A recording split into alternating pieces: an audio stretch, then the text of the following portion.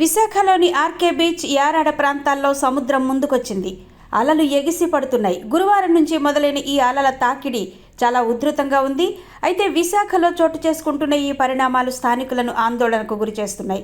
Beach road నుండి నిలబడి చూస్తే ఇసుక తిన్నెలు కనిపించని విధంగా అలలు ముందుకొచ్చి బీచ్ రోడ్డు ప్రహారీని తాకుతున్నాయి. సాధారణంగా తుఫాన్ల వంటి సమయంలో తీరంలో ఎగిసిపడే అలలతో సముద్రం ముందుకొస్తుంది. ఆ తర్వాత మళ్ళీ యథాస్థితికి వెళుతుంది. కానీ ఇప్పుడు తుఫాను ప్రభావం లేకున్నా సముద్రం ముందుకొచ్చింది. దీంతో నిపుణులు, స్థానికులు ఆందోళన వ్యక్తం చేస్తున్నారు. గతంలో విశాఖ ఆర్కే బీచ్ వద్ద సముద్రం ముందుకొచ్చిన సందర్భాలు చాలా ఉన్నాయి. అలల తాకిడికి భూమి బీటలు వారింది.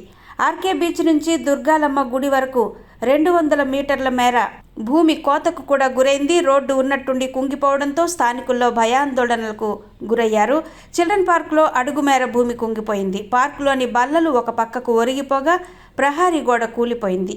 సముద్రం ముందుకు రావడంతో నిపుణులు ఆందోళన వ్యక్తం చేస్తున్నారు.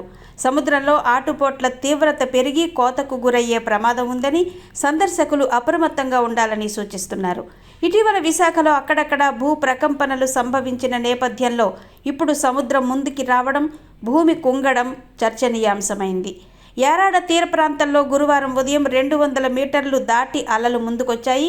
రోడ్డంతా ఇసుకతో నిండిపోయిందని స్థానికులు చెబుతున్నారు. అమావాస్య, పౌర్ణమి సమయాల్లో అలలు సాధారణంగా ముందుకొస్తుంటాయని, అయితే ఇంత స్థాయిలో ఎప్పుడూ రాలేదని గ్రామస్తులు చెబుతున్నారు. ఈ ప్రాంతంలో అలల ఉధృతి తీవ్రంగా ఉండడంతో తీరంలోని ఇసుక భారీ కోతకు గురవుతూ ఎత్తుపల్లాలతో ప్రమాదకరంగా మారిందంటున్నారు.